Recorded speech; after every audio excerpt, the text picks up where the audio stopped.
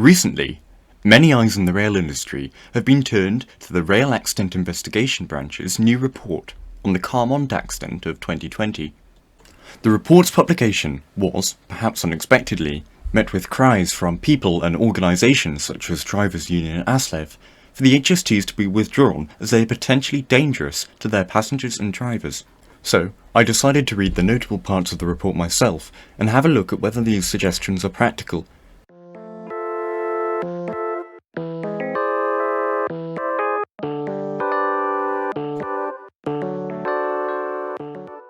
First of all, I wish to clarify that the accident at Carmont is a very sensitive subject, and I do offer my greatest sympathies to all people involved. I have attempted to talk about the incident with as much sincerity and sensitivity as possible, without sounding too grim.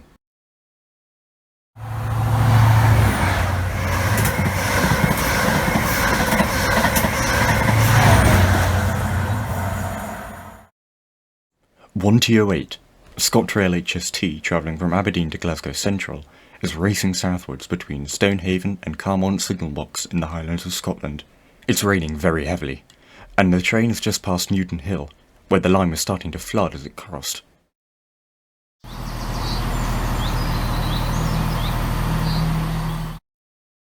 Train 2B13 is stopped outside the signal box, and the driver is telling the signaller about the landslide he just witnessed when he was travelling north. At 0700, the pair look on in horror as an HST, 1:08, passes the signal box at high speed, heading south, straight to the landslip. The signaller runs back into the box and quickly sends an emergency message to 1:08 telling it to stop. Less than 600 metres until disaster, 1:08 manages to stop before the landslip.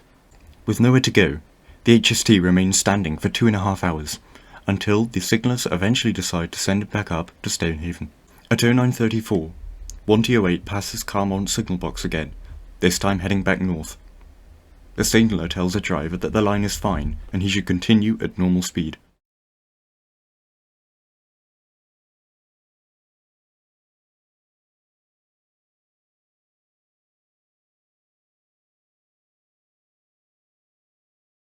Without the driver or signaller knowing, a second landslide had occurred between Carmont and Stonehaven.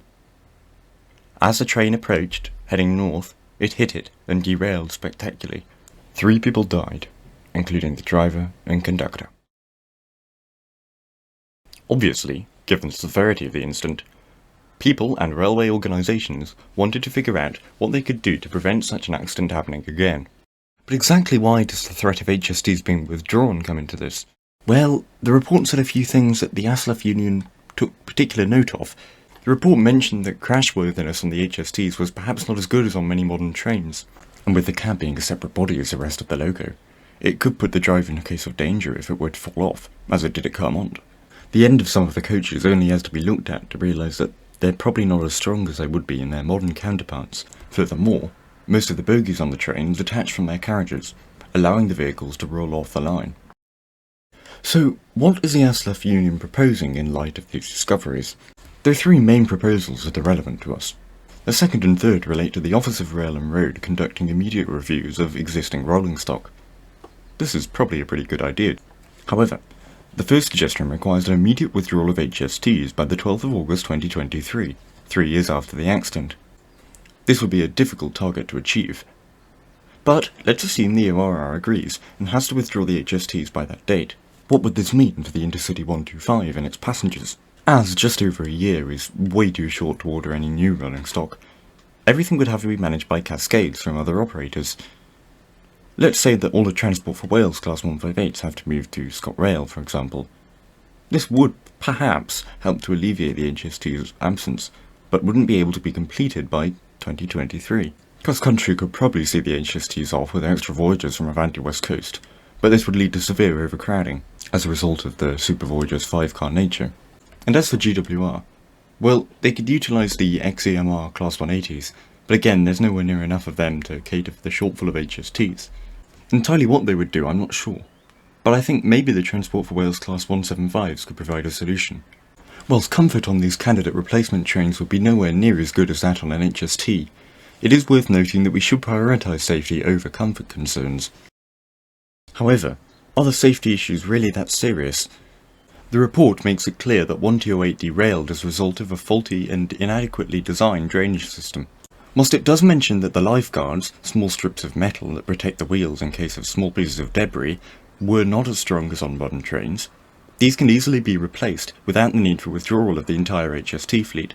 The report also decided that it would have been unlikely for a more modern train to provide much more protection for the driver, and the main recommendations they gave, such as seatbelts, can be easily installed without the need for retirement of the trains. I suppose the ultimate conclusion is the RAIB's statement that the coaches generally performed well. It's hard to get clearer than that. That said, I still think there are things that can be learned from this incident, with regards to train safety that is, but these can mainly be foreseen throughout modifications to the trains, and there's no need to retire a whole fleet. That doesn't necessarily mean that the HSTs will be forever in use though. It's becoming increasingly obvious that these trains are now nearly 50 years old, and this will in turn mean that they should probably not be utilised for further operations in the future. With some modifications, of course. I can't really see it justifiable to dispose of an entire fleet of recently refurbished units. It could even be argued that disposal of the sets would actually make the problem worse. As the landslide was caused by excessive rainfall, climate change can mean that this excessive rainfall might become more common. As a result, unnecessary disposal would require extra sets to be built, which would mean more emissions, potentially worsening the situation. However, on the subject of emissions, HSTs are hardly the greenest trains out there. 2 locomotives for just 4 coaches is not really viable in the long run, and therefore I think it's another reason why they're starting to fall out of favour.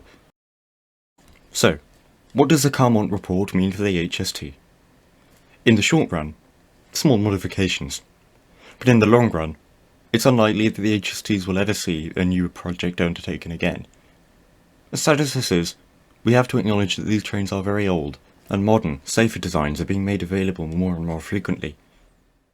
I think new stock will probably be the best choice for any future undertakings. Sorry, HST enthusiasts. I'm very sorry about the long delay in making this video. I actually had a video planned for just 1 week after the Class 800 production, but unfortunately that started to run a bit over time, and this was an anxious one, by the way.